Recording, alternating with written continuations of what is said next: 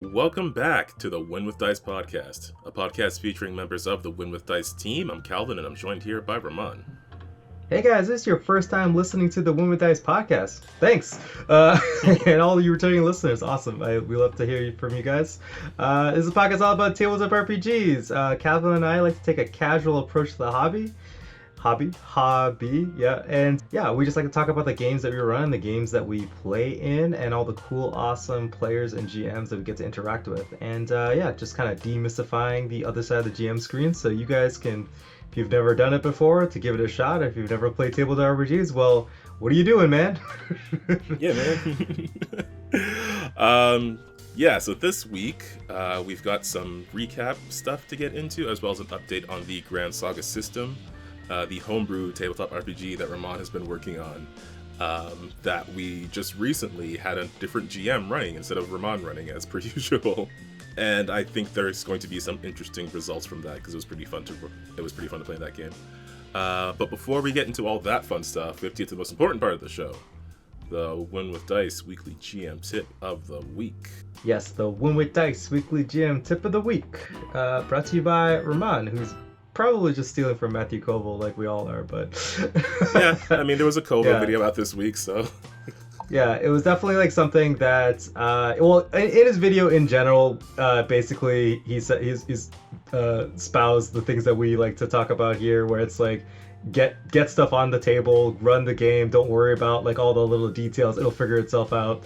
But specifically the tip I wanted to draw from that was, if you're not playing like online, so you don't have access to like a VTT, and you could just actually have like all the roles of all the monsters and things that you want built in, a good solution is to just use like a snip tool, and just, if you have a PDF, just cut out the parts of the the monster profile or the enemy profile that you need, is put it on a sheet and resize it so it all fits on one page.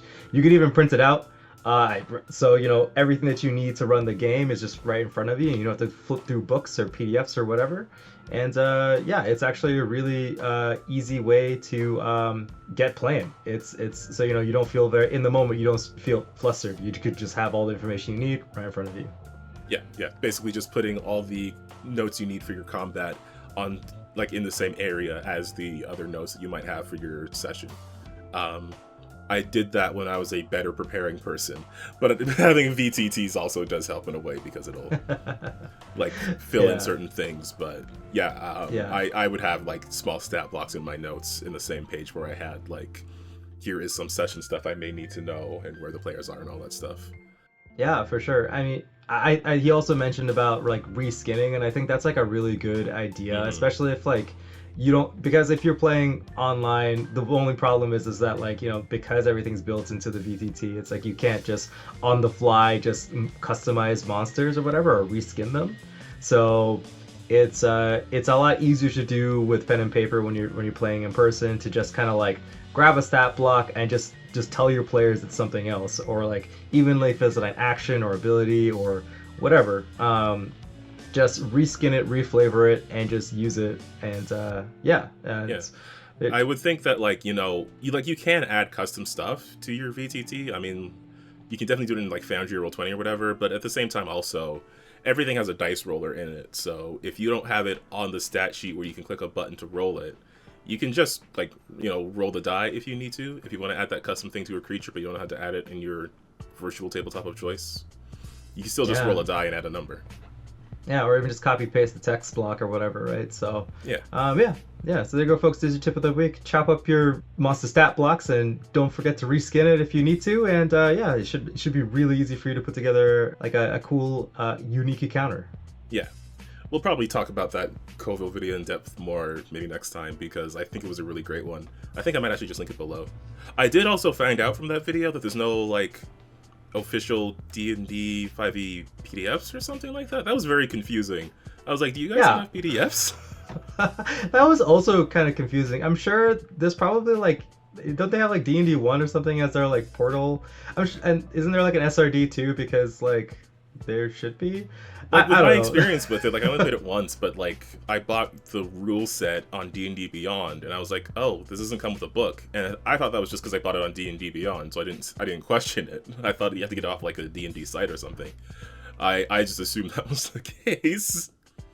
Oh. I mean, okay. Weird. I feel like this discussion is gonna go into like a versus sort of thing, but also like, it's Well, I'm so used to just having a website with all the rules on it that I'm like hearing y'all don't have PDFs is just come on. I'm so sorry for all you D&D players out there. I don't know what you do, but man, God bless you. Like, Hey, I mean, you love the game you love, right? sure, the mountains you have to climb to roll some dice sometimes is crazy. All right, Let's get into the show. No more bashing D&D. So let's talk about different games. I did want to mention a couple of things. One of them, since I didn't get to mention this last week because of timing and everything when we recorded the episode, In Golden Flame, Act 1 has been published. You may recall we talked to Vex a couple of times. And the first part of their adventure in Golden Flame is out. So I'll have a link to it below. Go and check it out if you're into the Lancer RPG. There's the issue page. It also comes with the LCP file, so you can put that onto your CompCon for your character building, your NPC building, all that fun stuff. I think the adventure's pretty great. I've been flipping through the book and looking at some of the art, and the art is pretty sweet. I really love the cover of this book, so definitely go check that out. As well, under general TTRPG update stuff, PaizoCon happened last weekend, and there was definitely more information on things like the Pathfinder Remaster and some stuff that's coming to Starfinder. I wanted to take some time and just make some notes before I went into like a whole recap on it. I know there's definitely stuff with the Witch that they're updating because they want to make the familiars more important. I need to get into the stream myself and look at it myself, but there are people talking about, how the Drow is no longer going to be part of Pathfinder because of how closely it was tied to the OGL. So I want to get some more details on that. From what I read, it's just basically they're like decanonizing the Drow and saying it was like serpent folk the entire time.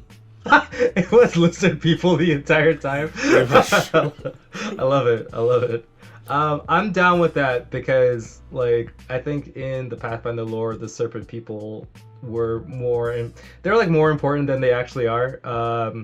Than they're actually represented, so that would be pretty cool. And I think that like kind of fits the same build of something that's like sinister and secretive, but also like lives underground. Yeah, that kind of thing. I wonder if like the evil dwarves are also gonna get decanonized. I'm not sure how close they are to the D&D stuff. So yeah, I'll have to look into it because again, like it wasn't even just like the name or anything. It was also like their lore was very close to the D&D lore. So they're changing that up. Yeah, so maybe we'll get into that later. There are definitely some people who like play Drow who are a little more reactive to that than I was, but also like it's your home game, you can do whatever you want. Yeah, you could just it's like Paizo just will say like, just in lore they just don't exist. So you can still play an evil elf. I don't really know why you can't just have the same stuff but just be an evil elf. It seems perfectly appropriate to me. Yeah, but, there's definitely gonna be like homebrew stuff for it too. Yeah. No one's telling you can't be a drow. They're just, they won't make more material specifically for it, I guess. They'll just be like, you're just an evil person now. Yeah. Actually, I don't even know if they're getting rid of alignment. Were they? That was a plan too, right? They're dealing with alignment too? It's more like edicts and like, how barbarians, I know there's other classes that do, but barbarians first comes to mind. Like they have things to where if you do them, you lose your rage powers.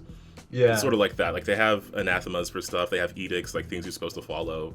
It's just that there's no like morality clause, other than like holy and unholy, and that has more to do with like planar stuff. Cool. I'm like down with that because like then monsters and stuff you don't just have like monster races that are just inherently evil. Yeah. Which is always like a problem. You have like people who choose to be evil. Yeah. Not just you're just born like automatically evil. That's bad. So yeah, I think next week I'll try to get more notes on all that stuff, especially the remaster stuff. So yeah, we'll be covering that later. But for now, I wanted to briefly talk about Grand Saga and how our recent playtest went. So our friend Tim ran us through a couple different combat scenarios, or a couple combat encounters in the Grand Saga system that basically featured the first one. It was the party essentially being we all lived in like the same apartment building, but it turned out the landlord stole all of our rent money and evicted us and was running away. So we chased that rascal down to deal swift justice to him. And then as we were returning from that adventure, we ran into someone else who lived in the building and was also going to take revenge, and they built a robot T-Rex to do so, and then the robot T-Rex went on a rampage. Yeah, and we were not able to stop it, actually. So it was my first time playing as a player, but it was cool to see that, you know, we were in like a lose-lose scenario. So, but we were able to kind of like not salvage it, but definitely we'll that the idea of Grand Saga is that like even if the players lose a combat, that doesn't mean they lose the campaign. It just means that like, you know, things unfold not in their favor. Yeah. So, yeah, because you have a defeated condition instead of just going straight to death. Yeah, and even if we were able to, we like basically just ran away because we found out that none of our abilities were good enough to deal significant damage to this thing in any sort of time frame where, you know, we could stop it.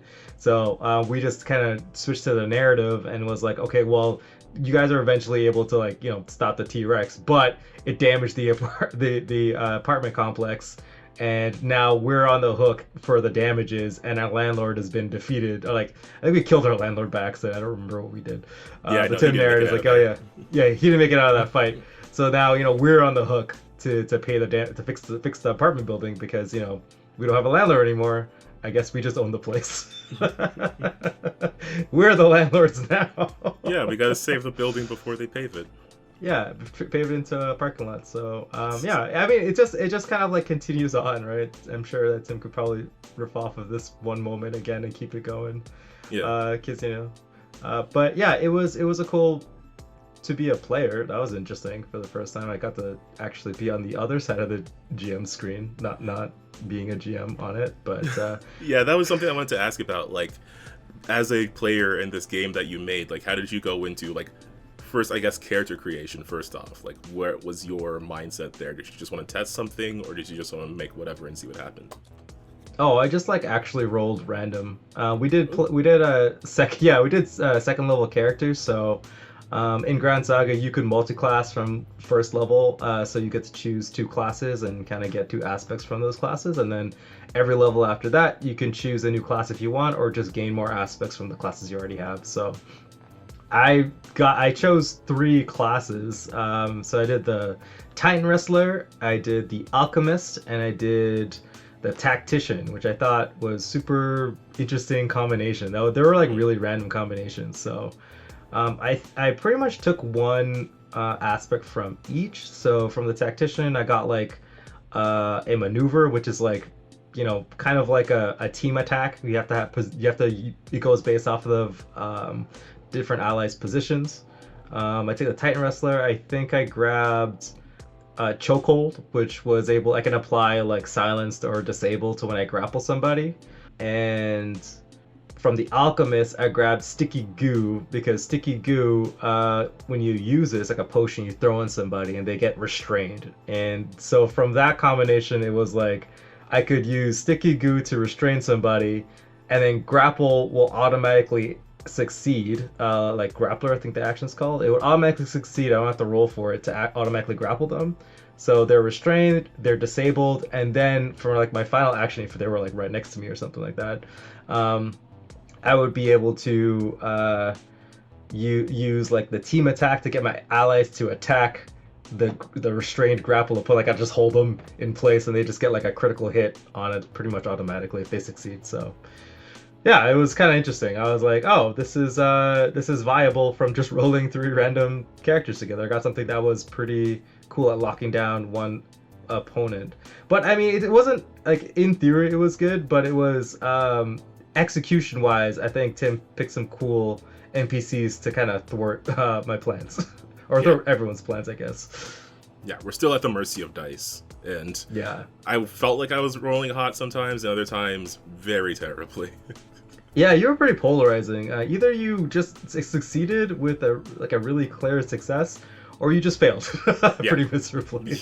Yeah, especially in that second fight. So, in regards to the game, like I was playing just pure gunslinger. So for me, instead of multi-classing, I picked one class, and then I got to pick more aspects of that class.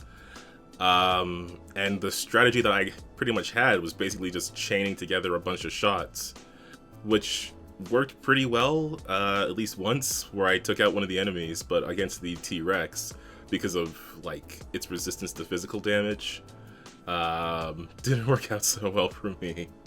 Yeah. Well, yeah. So the two fights. The first encounter, Tim had us fighting over a bridge with some water, which is pretty cool. I always like when there's like terrain interaction and stuff like that.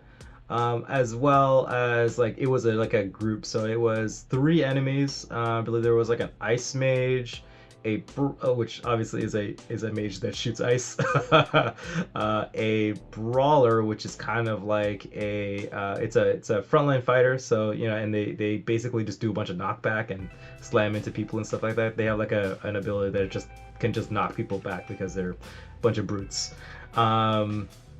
A thief, which was kind of darting in and out of combat and was like stealing our stuff if we could not roll high enough. As well as I forget what combination class, the landlord was a major, so that's when you take 2 templates and put them together. But I believe Tim chose 2 frontline fighters. But I forget which one it was that he chose. But he had like some pretty cool attacks, and abilities and stuff. So yeah. So how was what was your perspective on the combat as you were playing through it? And like, instead of having to control all the NPCs, you're basically controlling your character. Like, what was your feeling on that? Are you feeling like the system is developing in a way that people can have, like, it can quickly go through the mechanics of a turn?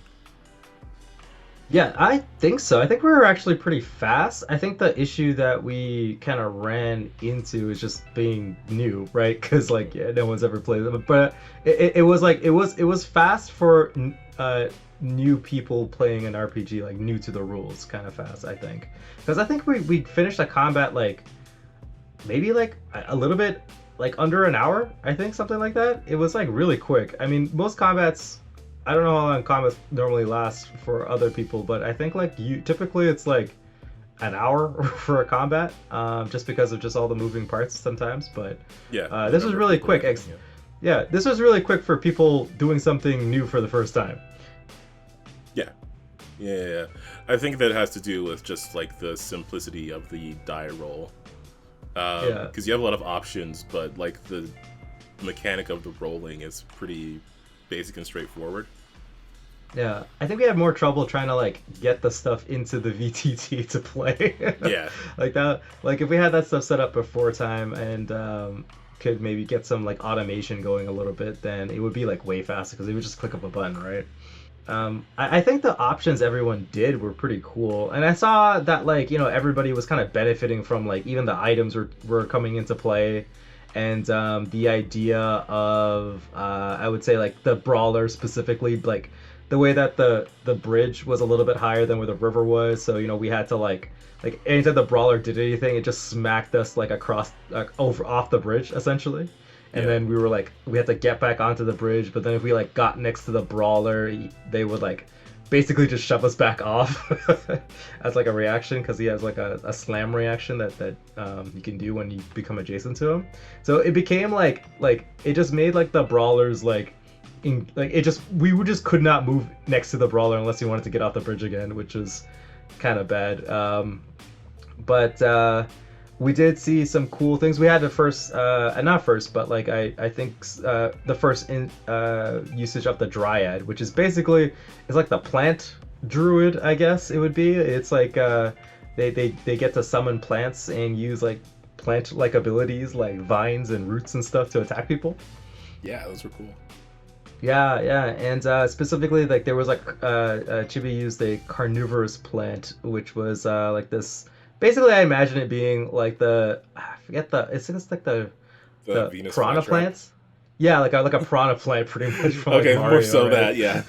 Yeah, yeah, kind of just and she was able to put it underneath the a couple of the NPCs and kind of like pick them, raise them up the air and grapple them at the same time, so they couldn't move and it was pretty fun. And I think Corey's character, I don't really know what Corey's character like what he was playing, but he was using a parry weapon. So a parry signature weapon allows him to get like a accuracy on a save when he's being targeted by strikes. So he's able to like parry the strikes better from attacks that are like adjacent to him.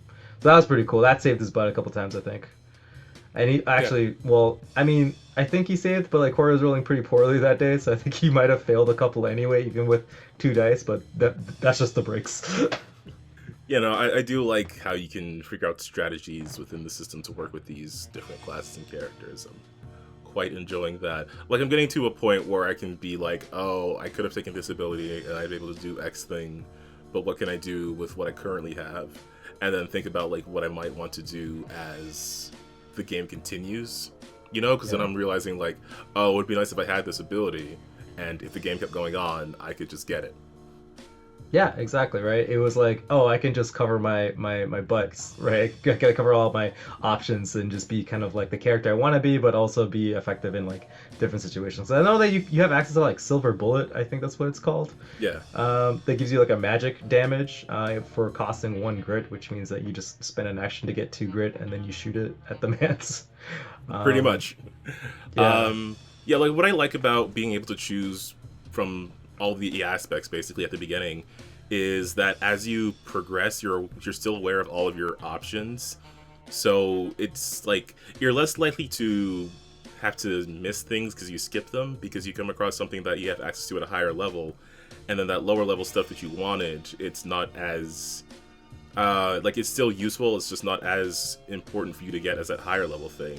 But if you have access to everything from the beginning, then it's like, okay, I know I'm gonna want this, and I'm not gonna miss out on it because some higher level thing came up that I should take instead.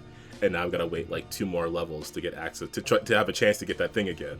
I can just get it next level or this level if I want it. yeah. I mean, I thought about like adding like level requirements into the abilities, but I decided not to. I want it to be just more of a free system where it's kind of just like, even though like maybe in some, if like somebody's trying to crunch the numbers or whatever, they could probably pick out like which abilities are the strongest, but I think all the abilities are super flavorful anyway, so maybe if someone chooses something that's like a little bit like less um I guess efficient in terms of like action economy and stuff like that, then it's still really flavorful, so they still feel like they're getting their money's worth from choosing Yeah, that aspect.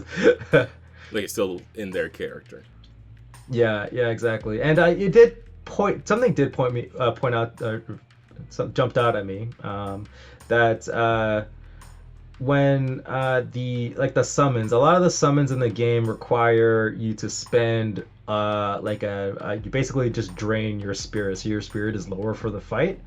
And it kind of screwed over Chibi's character in the end in the boss fight, because her spirit was pretty high, but after she summoned a couple plants, her spirit became too low for her to actually hit with with anything.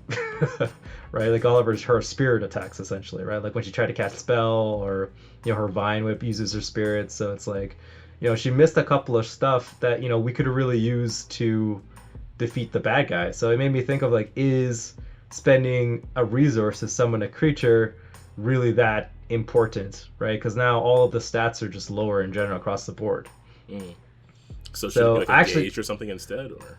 well, I just removed it because I was Uh, like, yeah, because I was like, I mean, Chibi summoning 3 plants in 3 rounds didn't affect the combat at all. So I was like, I'm pretty sure summons don't affect the combat as much as I think they do.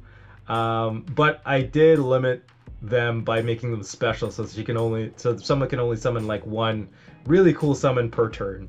And I'm like, generally, I think on average, like regular fights, which I'm talking about, like not legendary boss fights or something else kind of scenario, typically lasts like 3 to 4 turns on the normal. So like if every turn, that's like 3 to 4 summons that are like kind of high in the HP kind of thing, and which is like, it sounds like a lot, but it's actually not that big of a deal because enemies have like area effect attacks and they'll just go. And I also found out that having the summons have like their roll, essentially all summons just makes you make a flat check, so it's either a 6 or lower as a success versus like enemy attacks. That was a little too high, I think. So now it's like their base stat level is 5 essentially. Okay, I see. Yeah. I mean, those little plant guys are rolling pretty well.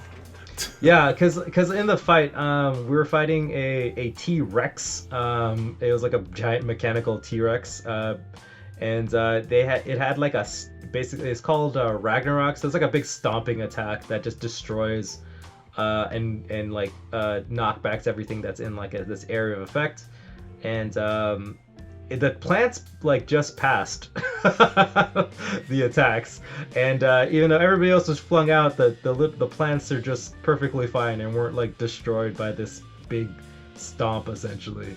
And I thought that was like funny at the time, but then I was like, maybe this is like out of character. Maybe these plants are too hype right now. Like they need to be humbled a little bit. Maybe, but I mean, I think a lot of those rolls were like 3 or lower, so. Yeah, that's true. There was nothing I could have done as a game designer to make those plants go away. Yeah, the trouble with dice. But yeah, right. Yeah, that's how you win with dice, folks. You never give up. Yeah. So yeah, that was a change that came from it. And so yeah, now all of the summons and most of the stuff now that were spend X to do whatever, I've removed those just because, like, you know, stats are just lower now. So, but I did add in a new tag. So in the NPCs, their attacks, sometimes they had a special tag called Tremendous, which means that for that roll, your ability score is like counted as half.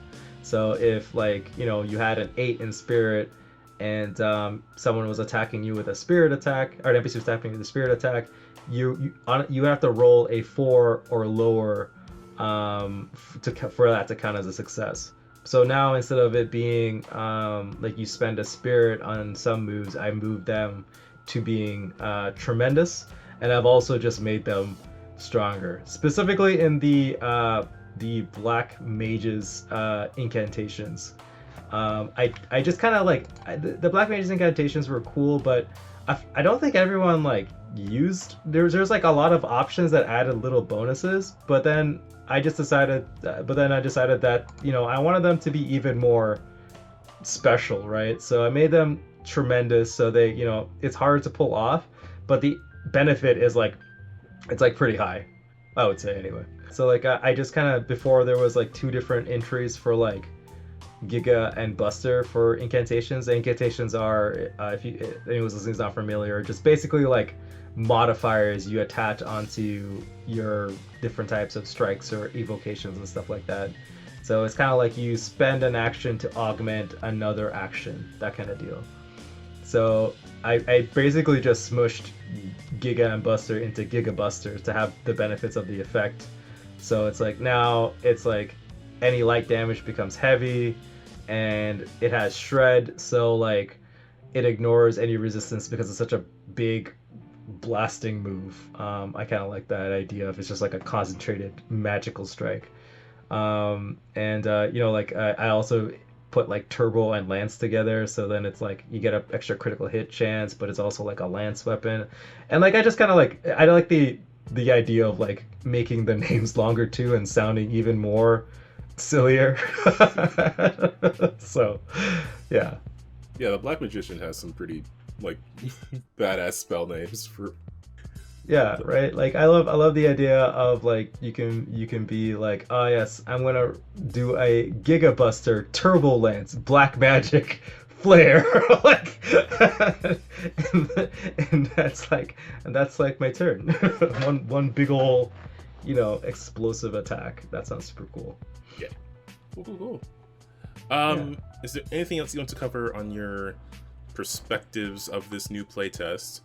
I just kind of want to add one more thing. I think the combo mechanic I have with the link and the finishers, some actions I've realized should not be links, and and so I've removed a couple of those.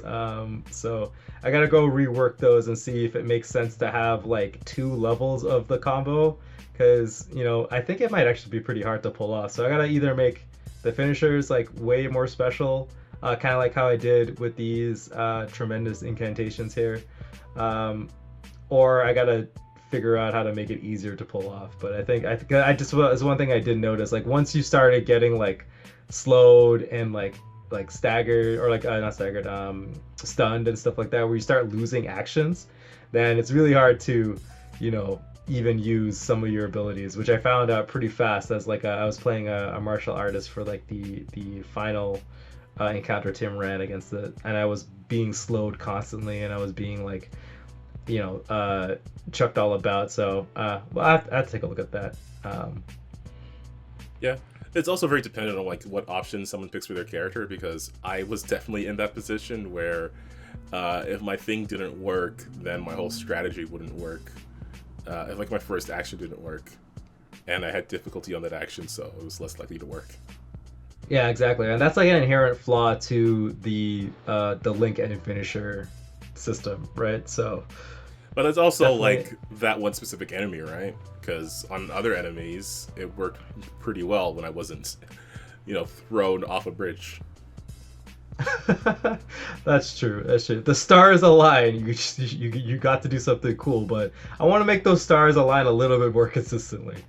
Fair. Yeah. All right. Okay. Yeah, I think that's it. All right, so doing something a little different here. We're gonna interrupt your regularly scheduled Win with Dice podcast episode to sub in some stuff on the PaizoCon that happened over the weekend. We did record a bit of a longer episode because we also included a campaign recap, but it was kind of a lengthy one, so we're going to shift that into next week's episode. And for now, what we're going to do is we're just going to go over some stuff that was announced about the Pathfinder Remaster, and maybe touch a little bit on the Kineticist class that's coming through the Rage of Elements book later this year. So Yeah, do a little bit of time traveling. pretty much. So let's just get right into it. So for the Pathfinder Remaster, the panel included Jason Bowman, Director of Game Design, James Case, a Senior Designer, Michael Sayer, Design Manager, and Logan Bonner, Pathfinder Lead Designer. And they were talking about basically what's going into the Pathfinder Remaster project, starting off with this series of 4 books, which is the Player Core book, the GM Core book, Monster Core, and then Player Core 2. Those last 2 being next year. Yeah, they're pretty hardcore. So essentially, what they are doing is working on a new on-ramp for players and GMs, but also very importantly, it has to be compatible with their new orc license. Of course, like people will remember earlier this year, there was some controversy going on with the OGL license, with WotC, with the SRD, and we talked about all that sorts of stuff, but basically, for the sake of safety, to try to pull away from anything related to the open game license under WotC, which includes anything that falls under something that might have come from the original Dungeons & Dragons system reference document. So anything too closely tied to the original D&D that this game spun off of in its first edition, they're trying to pull away from. Yeah, which I think is always a good idea to just kind of do your own thing. But yeah, no, I'm also very excited that of the acronym. It's way easier for me to say. The orc license, also very thematic as well. Yeah, the oh gosh, I'm forgetting what it was. Open RPG Creative License. Yeah. So the R is an acronym itself. Awesome. This is just like, the Russian nesting dolls, just acronyms on acronyms. Exactly. Yeah, so it was also a chance for them to like refresh and apply updates that have been asked for in the game, just tweak things, some rules that maybe weren't working, other people were like forgetting to use and then not wanting to use. I'll throw some cover art in real quick, and then there are also sketch covers that are like exclusive to buying the physical book at retailers. They look pretty sweet, so I'll just throw this in the episode. Yeah, I'll probably pick those up. Yeah, definitely worth it. They look very cool. So yeah, let's just get into what's being changed. One of the major things is, of course, alignment. They're dropping the good and evil, law and chaos alignment. Just trying to find better ways to express essentially what those things were supposed to be doing. The game already had edicts and anathema, which are things that like your character would be like they want to do, or they should be doing, or they shouldn't be doing, essentially. Things that might have been taboo for them are things that they might have been required to do for their deities and stuff like that. Yeah, which is like essentially like that's what I guess on the player side anyway, if you weren't dealing with like interdimensional monsters or something like that, right? Like extra planar monsters, then it was basically just like if you're an evil, you put evil on your sheet, it means that you just kind of are a dick. Pretty much. Yeah. So now it's like I would say it's like if good and evil and law and chaos was like a base forms, I think they're trying to go for something that's a little bit more nuanced. Yeah, that's largely it. There are some things that like have to be like mechanical replacements. So good and evil is being replaced by holy and unholy, just because that has to fit like certain types of damage that stuff does. But as they were looking into it, they found that the law and chaos axis only really came up in addition to good and evil. So again, that's being broken down and done differently, since what it would cover in game is basically covered by edicts and anathema. Yeah, it totally makes sense. I mean, to be fair, like even trying to parse through like all of the good alliance, like demons and devils and things like that, right? It's like they're basically just evil monsters, specifically, right? From a a different dimension. So it totally makes sense to just kind of like toss that out and just be like, yeah, they're just evil and good, right? The classic battle. Yeah, exactly. So the planes are largely staying the same. The alignments for those planes are being treated more of like a writing prompt idea for the area, instead of like that being necessary for it to exist. So like a chaotic plane will still be chaotic. It's just going to be like the adjective chaotic, instead of having to have chaos as a concept at the core of it. Yeah, more like an adjective, less like a noun, right? Yeah, pretty much. Yeah. So for certain classes like clerics and other classes that have like deity bases, probably the champion, but that's going to be later on. The player characters have the option to sanctify themselves as holy or unholy, or even neither, depending on the requirements of their deity. And that'll give you access to certain spells, or it'll alter certain spells, like the type of damage they do. So one thing they talked about that was kind of new was, that was definitely new, is spirit damage, which basically just targets spirits and undead creatures. And it can be sanctified to be made holy, and then you do more damage to unholy creatures. You're sort of like reflavoring it. That's really cool. Yeah, that's really cool, because it kind of adds in the whole like exorcism vibe, you know what I mean? Like, get out of here, demon! And you're like, you just or you do unholy damage, and you're like, get in here, demon. Get in here, demon, yeah. So another thing is the schools of magic are being removed. And we'll talk about that a bit more as we go further on. They detail it more when they talk about Wizard, but those things like evocation and stuff like that are being removed because, again, very closely tied to the OGL. And they largely weren't important for Pathfinder mechanics. The only one that got a specific mention was illusion, and only because of how it tied to certain rules, but obviously those can be like changed and updated so that the spells function the way they need to. Yeah. So we'll get into the different books here. The player core one is the one that has the most details, pretty much. But yeah, So they're adding the Leshy and the Orc to the Ancestries available in that book. And some of the Orc stuff was kind of scattered around in like a couple different books, because you had the Orcs in the Advanced Player's Guide and the Half-Orcs in the Core Rulebook. So those are all being put under one banner, and you can just play an Orc if you want. But you still also have the options of playing like half-Orcs and half-Elves and all sorts of stuff like that. It's just that it's no longer restricted to being half-human as well, because that was another thing that was just left over from like the OGL stuff, basically. Ooh, and I like that they have different like names here for them. They have the half-Orc as Dromar, and the half-Elf, I think Iuverin is the name. They didn't like... Oh, that's an I. Yeah, right? They didn't... I didn't see it written down anywhere, so I just had to guess how it was spelled from what I heard. so that might be wrong. It's not like... Maybe it's like fantasy where there's a bunch of like apostrophes everywhere. Oh my god, probably. Yeah, right. I wouldn't be surprised.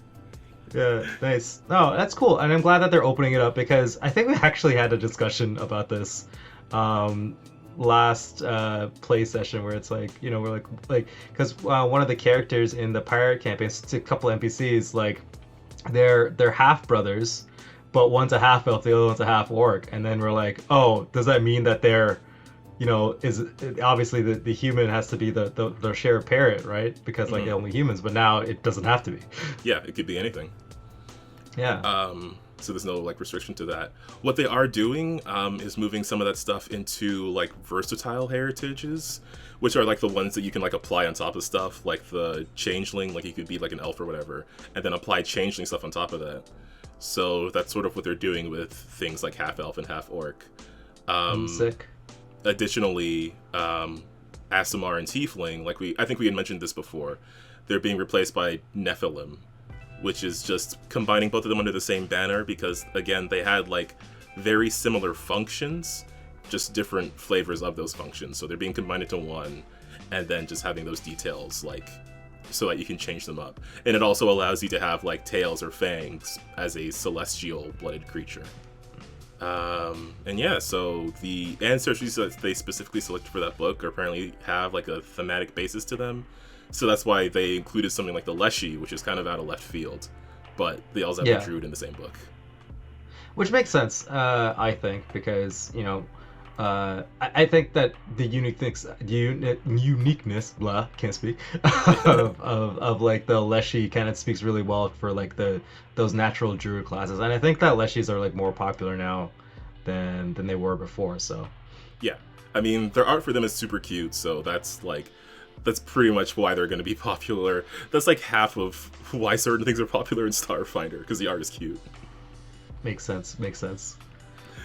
So I'm assuming Leshies are going to be small characters too. Everyone loves a small character.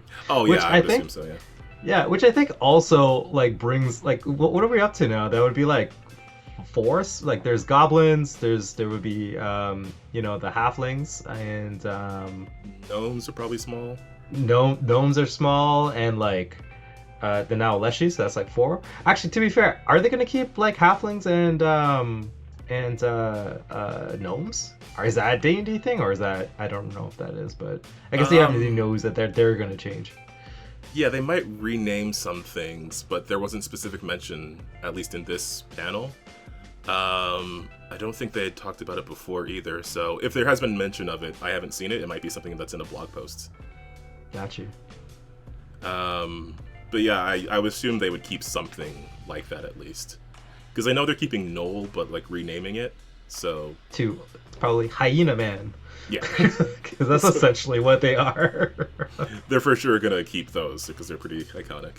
But yeah, so the classes that are going to be included in the player core book are going to be Bard, Cleric, Druid, Fighter, Ranger, Rogue, Witch, and Wizard. So, where's the Sorcerer? He got replaced. Yeah. What they wanted to do was have like 4 primary spellcasters for each tradition. So you got like your Bard for Occult, your Cleric for Divine, your Druid for Primal, and then the Wizard for Arcane.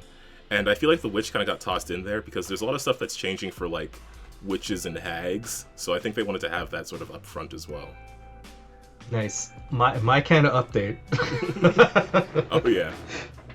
So yeah, I'll get into some of the changes that are coming into the classes here. Some of them have more details than others, obviously. Bards are kind of just getting more role-playing hooks, and they're elaborating on the Bard Muses, which are like the subclass thing of Bards. They're also getting proficiency in martial weapons, so the Warrior Muse is going to get something new. I don't think I wrote down I didn't write down what that was, but that's just something that you can, people who know bards and have used the Warrior Muse can look out for. Clerics, of course, are changing a whole lot because of the alignment stuff. Basically just being reworked to fit like being able to be holy or unholy. They're addressing War Priest, which is something that I never really used because I never really had an inclination to. But they're supposed to be easier, more attractive to use. They're adjusting certain proficiencies and adding new stuff just so it just feels more satisfying in combat. Yeah, I found that, well, I didn't find that because I've never played a War Priest, but I've seen online some feedback on like the War Priest. And apparently if you do the rules like as they are right now, like straight, it is a little clunky because you have to like put away your weapon to actually use your hands to cast spells and stuff like that. Like it's like not so easy to use. Yeah, so I imagine that's some of the stuff that they're seeing and they're changing it. The Druid, there was one thing here that was actually interesting to me, and I'll get into that, but they're giving a name to the Druidic language. They're calling it Wild Song, and that's just something that was always in the Druid, basically, but now it has a name to it. They're adding some stuff to particular Druid orders that might have been lacking in certain things, including stuff like the appearance of spells. So, from what I understood, this wasn't going to affect how the spell worked, but certain orders might might be like after you cast a spell, it leaves some snow on the ground, or you create like a thunderclap after you cast your spell. Oh, nice! A little bit more flavor. Yeah, which I think is pretty cool. It's apparently going to be easier to get talk to plants, because I guess it should be. It's like easier to get talk to plants. I love it. They're like, this is a priority. It's very important. I think it ties in with like I guess bringing in the Leshies, right? It's like Druids are more plant focused now. Yeah, so now GMs out there, practice your plant voices. Yeah. I don't know how plants would speak. I feel like flowers would either be like really happy or like it would be like kind of monotone because like I don't know if like plants have emotions. Well, you got until November to figure it out. Ah, shit! I gotta work on my plant robot voice. I'm thinking of like they're like the Elcor from Mass Effect, where like they can't emote, so they have to like put like descriptors before everything, so, like adjectives to describe the actual words that are coming out of their mouths, like the feeling it's giving off of. So like they would be like excited, oh, this is so awesome, right? Like that actually makes sense. Fun. Yeah. Also, so this was the thing that I was a bit surprised by. They no longer have the anathema to metal, which is something that has been in Druid like as long as I've known. So there's probably a leftover OGL thing. I always thought that was an interesting part of the class. Like you have to figure out how to armor yourself up without being able to use metal armors or... Well, actually, no, you can still use metal equipment, I think it was, but you can't use metal armor. And I don't know, I guess I can get used to it. I just kind of liked having that restriction. It made me think a bit more about, like, what can my character wear, and what can I do with that? Yeah, well, maybe they removed it from, like, Druids as a whole. Maybe there's, like, they just moved it underneath, like, some sort of edict or something like that for, like, a specific, like, Druid. Like, maybe certain orders can, Yeah, that could be a thing. Or, like, you could still not do that. It's probably something to do with, like, balancing AC, right? Because those metal armors come with the caveat of, like, having higher AC usually, so... Yeah. It's like... giving... Yep. Oh, go ahead. I was just gonna say, like, I feel like I'll probably still, like, not wear metal just because I like the flavor of that. Yeah, to be honest with you, it's like AC. You get the same AC from different ways, right? But it just kind of like allows druids to have like less dexterity, for instance, right? Mhm. Because you have to make up that AC somewhere if you want to have like a specific number. So it's either you have like high amounts of dexterity, or your armor's better because the armor is gonna reduce your dexterity, right? So Right. yeah, I mean, we'll see how that turns out. But also, just like maybe because I think they're adding like another element, right? A metal element. Yeah. So maybe metal might just be like a part of the natural world now, which makes total sense to me.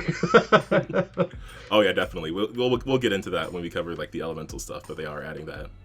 Yeah. So for the fighter, largely unchanged, except they removed the open trait. And open is an action that can only be used if you haven't used an action with attack or open trait on that turn. And they just found that people were either not getting it or wasn't intuitive to them. Like it was one of those things that people either forgot or just ignored. Yeah. And removing it just made turns more flexible. But otherwise, Yeah. the fighter is pretty much the same. It was mentioned that it benefits from other changes that are being made to certain actions, including a new reposition action, which people were pretty excited about. But I'm not sure how it works Ooh. yet because I haven't seen it yet. I am down for that because like they knocked it out of the park with the fighter class specifically, like what on like vanilla Pathfinder 2e, like they were like, this class never gets enough love, so they were gonna make this the best class. Yeah, pretty much. So Yeah, they no, are I'm very excited for effective. that too. Yeah. So I'm glad that they. I mean, I have never actually used the open trade or even like checked if something could not be used in that way. So yeah, I totally get why they need to remove it. Yeah, I think it's probably pretty like limited anyways. In the number of ways it's being used. What else? The Ranger. So the Ranger, it's being like Warden spells are being made core to the Ranger, and those are spells you could get through like Ranger feats, and they cost focus points and stuff like that. Those are being made core to the Ranger. Ooh. They polished certain feats, such as Crossbow Ace, because that was apparently made so it was just like a patch for them not having a martial-based crossbow, but now they have a martial-based crossbow, so they sort of polished up that feat. They also reduced the dependency on the hunt prey action in certain feats. Yeah, good. Because I think that was the issue. One of the issues when I played a ranger. Or to be fair, like like for instance, Bren. Bren is actually a ranger, but I don't remember Chippy ever using hunt and prey. Like even if it was maybe like once a year or something. She would actually use hunt prey. So yeah, it totally makes sense that they're just taking it off of stuff. Yeah, no, I totally get that. Like similarly to the open action, like having to take an extra action to like do a setup thing Yeah. that's very easy to forget. Like I get why they would take that out. Yeah, it's like a lot of it's cumbersome.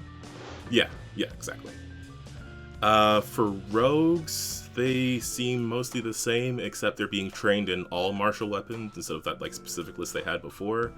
They're revising some of the rogue rackets to encourage using different weapon types instead of giving you just like a specific list of weapons that rogues are able to use. Okay. Also, like one of the major things that came up for rogues was that like they had a lot of trouble with new weapons from the new Treasure Vault book. So a lot of the stuff that went into there is adjusted based on that feedback. Nice. The Witch, and this is the one that has like the most stuff being updated to it, at least as far as the things that are in this book. So yeah, they have a lot of stuff. Witches have a lot of stuff to them that's like iconic to like fiction and different cultures and time periods and stuff. So they're drawing on a lot of that inspiration for witches and hags as well. They wanted to like get the flavor right, remove some restraints, and give them some unique stuff. So a couple of things they're focusing on are like the patrons and the familiars. So the patrons are becoming a bit more specific and relevant to the character, but still very mysterious.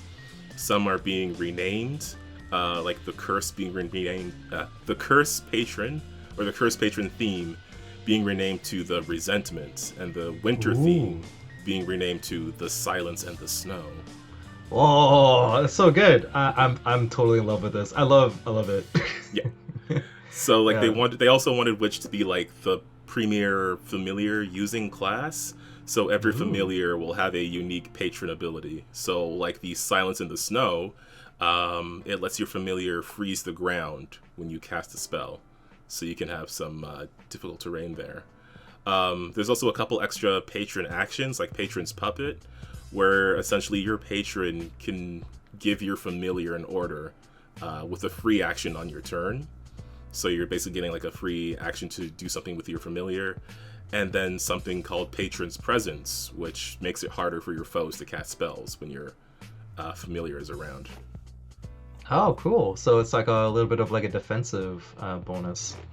Yeah, like just like more stuff for your familiar to do, because I feel like the familiar is basically just like a spell book with legs at this point. So Yeah, that's true. I mean, I don't think it's even that good of a spell book, even if it has legs. true. Yeah, and then there are things like you can only have one hex per turn, but hexes are stronger and less restrained. Feats like the hair and nail feats, which I didn't realize there were more than like one of those, but the stuff like living hair and eldritch nails are kind of bundled into a single package called Witches Armaments for more physically based witches who are doing more like physical attacks. Oh, cool. Um, there are new themed feats like turning a broom into a flying broom, which you can also use on a polearm. You could Uh, turn a pole arm into a flying broom, so you could just like fly in a glaive or something. yeah. Oh, nice. Or like a halberd. I'm down for that. Oh man, I want to play a witch, except he's just surfboarding. It's That'd be pretty sweet. And then yeah, there's like a high level feat where your patron can like reach out through your familiar and then grab an enemy's soul and like wrench them around. But it sounds pretty cool, but it's also high level. Oh, that sounds sick. So yeah, very excited to see that come into play. Wizards, they get simple weapon proficiency. That's cool, but the most important thing is again that spell schools are being removed and they're being replaced with, and this is something that I need to see more of, but they're being replaced with like literal schools. They're being replaced with like where the wizard learned their magic, and that'll determine some of the flavoring of their spells. So they gave a few examples. There's like a school of battle magic where you'll find like your fireballs and your resist energies and stuff that military wizards would need. And there's schools of civic wizardry, which include stuff like Wall of Stone or summoning constructs or like building stuff. Oh, cool.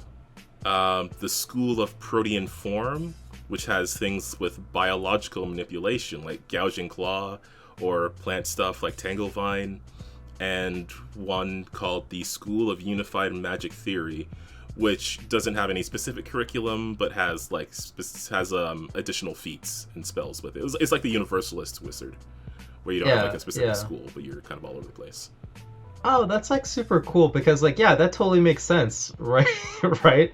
A little bit more of like actual like this is my major and less of like Hmm. this is like a school of thought, right? Because like it was I think that like like the evocation school or whatever was more like it's like your idea of like what magic is useful for. Yeah, exactly.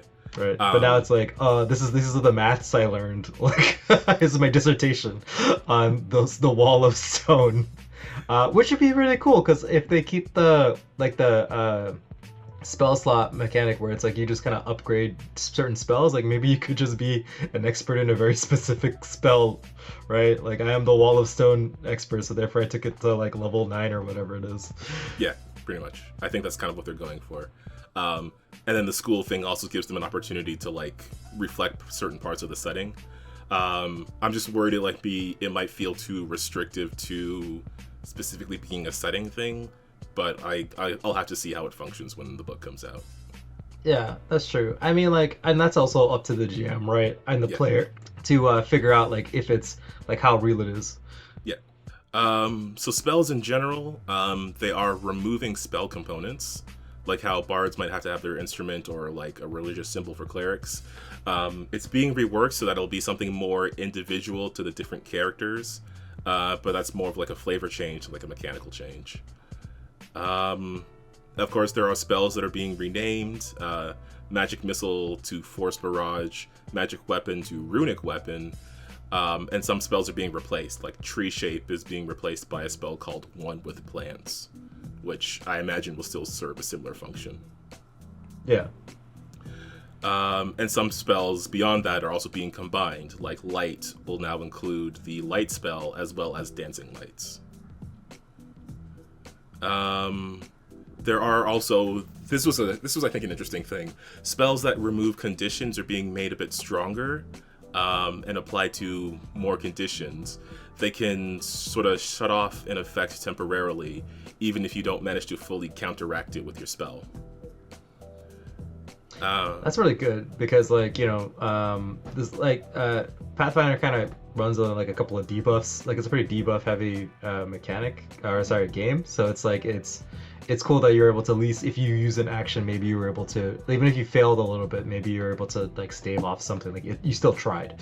Yeah. That's pretty much what they're being used for. They're also changing some things with focus spells. Specifically that you no longer are required to, like, refocusing and getting a point back doesn't require you to have spent a point since you last recharged. You can just get the point back if you want it. So instead you can just like fully recharge your pool if you spend 10 minutes for each point instead of having to like only go up a certain amount. And then there's a recharge fee where you can just charge the whole thing up at once. Which is another thing that people had assumed that was how it functioned already. So yeah, that's literally how I thought it worked. But yeah. Yeah, that was not it. That's why I'm kind of like hesitant to use focus spells sometimes. And then they just updated some old cantrips to be a bit more useful and better with teamwork. Okay, I'm just gonna speed through these last 3 books here.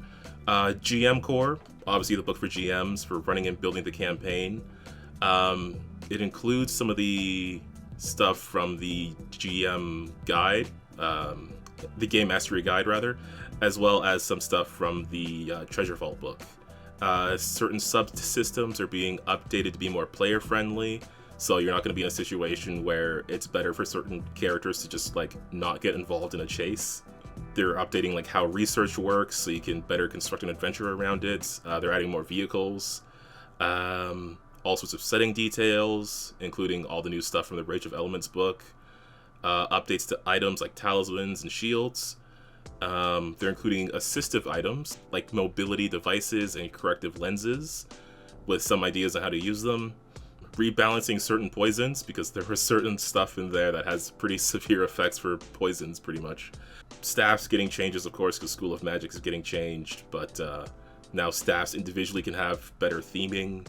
And they're also including some very witchy items, like the Walking Cauldron or the Crown of Witchcraft. And then Player Core 2 will have more Alchemist items to go with the Alchemist class in that book. Monster Core book, it's just like the Bestiary, but it'll include some stuff from Bestiaries 2 and 3. This is where it's going to have a bunch of dragons. And of course, again, since they're changing from the OGL, dragons are going to be changed as well. So there's no longer the metallic and chromatic dragons, but they're based on the different spell traditions with different variations that fall under there. So I wrote down the ones that I saw. So there's diabolic dragons, there's lunar, there's mirage, there's adamantine, and aquatic, and I assume a bunch more that we haven't seen yet. Cool. And then also because some of the like good and evil stuff is changing, there's changes to like fiends and celestials. They're also looking at existing creatures in Pathfinder that didn't really fall under the OGL content to fill in certain gaps. And as mentioned, hags are being reworked so that they're closer to their source folklore and also more terrifying. Which I know it's just like that. It's just like that meme with the guy with the hands in his face. Just like how I am right now. It's just like, oh, yes. Like this is so good. Like this is exactly what I needed. I'm like so sad because we went to the witches market, but turns out like witches and hags and all that kind of nonsense is very important to my campaigns. So I'm down. Go back. I'm so excited. One of the things they mentioned was a new sweet hag, that can create charms that she gives out through candy and treats. Oh, please, yes. Yes! Aha! This is totally... I'm gonna steal this when it comes out, and definitely as Brian. Yes, I'm very excited for that too. I really want to know more about like the hacks they're putting out, but we gotta wait for that book. But yeah, the last one is the Player Core 2, which is gonna have the remaining classes, the 8 remaining classes from the core rulebook and the advanced player guide. So stuff like Alchemist and Champion is gonna be in there, along with new ancestries and new items. They're calling it Player Core 2 because it's not meant to be like an advanced player guide. Like, it's not meant to be advanced. It's just like more stuff. Makes sense. And that is the remaster stuff. This went a bit longer than expected, but I did want to just take like, I'm just going to speed run through the Rage of Elements stuff. So this was like the Rage of Elements book. It was talked about in the Primal Preview panel, which also included some other stuff, but I just want to focus on Rage of Elements for now. It's going to be out on August 3rd, and there's going to be a preview at Gen Con, but basically Rage of Elements is going to be the stuff that includes details on the elemental planes, like spells, items, creatures, and most importantly, the Kineticist class, which I'm very excited to get to, and will also be fully in sync with the new org license. So there are 6 elements that are being used in this class and in this setting. Water, earth, fire, air, and then they're adding metal and wood. So that might be part of why the Druid can use metal now. And we did talk about the Kineticist before during the playtest.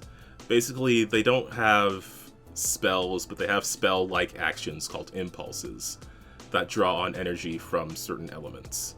And as a Kineticist, you can focus on one element, or 2 of them, or all of them. And it'll be actually pretty similar to what Grand Saga is like, where if you're more focused on one thing, you get more aspects of it. Or you can focus on a bunch of things and have a limited number of aspects from each of them. Yeah, it's good design. Really is. But something I thought was really cool, though, that wasn't in the playtest, is that they have elements, impulses that combine things. They have dual element impulses. So they have they gave a few examples. There was the lava leap, which is obviously earth plus fire. And then there's like the whirling grindstone, like you summon this giant spinning top by combining metal and earth. And there was the ambush bladderwort, which is combining wood and water to create a giant plant that surrounds an enemy and then begins to drown them. That's awesome. Like a big pitcher plant. That sounds pretty cool. I'm very excited to use this class. Like, I really want to have an excuse to use it. Some elements will have like healing abilities themed to them, like water and wood will have healing abilities. It is also a class that uses Constitution as a base, which is very interesting because that's not a very common thing. And then there are versatile blasts, which sort of expand on the available elements. So someone like a wood kineticist can start to use poison damage, or a metal kineticist can start to use electricity damage. Ooh. Yeah, so, and there'll also be like details on how this fits into like the setting and how people didn't know that there was wood and metal planes. And then of course there'll be like unique creatures for each different plane. They have deities called elemental lords, and they gave an example of one from the plane of wood. I think they did mention specifically like deity entry. Not so much of a stat block, so I think you might be able to use that as like a deity for certain classes, or maybe for druidic stuff. Mm-hmm. And it'll also include like a new planar diagram, which is apparently getting updated from the one from Pathfinder First Edition. Yeah, that makes sense because Pathfinder is like their whole soul cycle thing is pretty unique. So yeah. So yeah, I'm very excited to give this class another run. I know they're previewing it at Gen Con, but the book is going to be out in August, so if I'm starting a new campaign around then, I'm probably going to do this. Nice, yeah. Maybe we'll do like a more in-depth review in August when it comes out. Yeah. Yeah. But yeah, that's about it. That's just all we wanted to cover for now. Um, I'll just edit in like the rest of this episode, like the proper outro for it and everything. But Ramon, is there anything else you wanted to say about this new info before we go back to the regularly scheduled episode? Uh, actually, no, I'm very excited. I think these are all positive changes. I don't know if they just read my brain or saw my dreams about adding cool witch stuff, but it's happening, baby. Like, this is our come up, right? So let's go. Like, Yeah, let's go. Hag crew. egg crew. All right, back to the episode. All right. Well, thanks a ton, everybody out there, for listening. If you want to see more of our stuff, just check out the links to the channel below. Check out the gaming streams. Right now, we've got Sims, Divinity Original Sin Co-op, and Mass Effect 3 going on. So come check out all that fun stuff. And there's going to be a bunch of cool stuff in the future, too, like Alan Wake and Dead Space. So definitely check out those. Go check out all of our previous episodes and everything that's on the channel. And that's pretty much all we have. I do want to shout out all the other people linked below. If you're into the Lancer RPG, there's a whole bunch of third-party stuff linked below that you can go check out. As well, I want to shout out the Untold Stories Project, where I hang out on Tuesdays and Wednesdays in their various games, as well as Friday on their podcast. Yeah, there's a whole bunch of stuff going on in there. If you check out the podcast, actually, by the time this comes out, you can see the episodes will be crossed over into the Tuesday Gemstars game, but not as you may know it. Ooh. So definitely go check that out. But that's all I've got for now. Ramon, any last words before we head off? No, but yeah, just make up some rules and let your players just tell you what happened. Yeah. Sometimes it works out. Oh, and also check out Grand Saga. Oh yeah, do that. Please. Yeah, so for all of our piratical GMs and players out there, just remember to keep on winning with dice, and we'll see you next time. Bye guys.